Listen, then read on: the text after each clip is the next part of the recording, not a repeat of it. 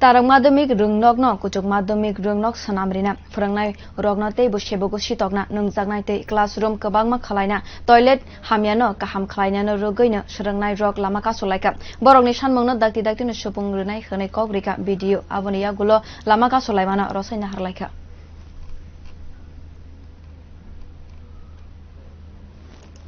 Actually, গ্রামীণ school তো আমাদের যারা দাদা দিদি আছে তারা মাধ্যমিক দেওয়ার পরে খুবই কষ্ট করে মানে দূরে দূরে গিয়ে তারা এডমিশন লইছে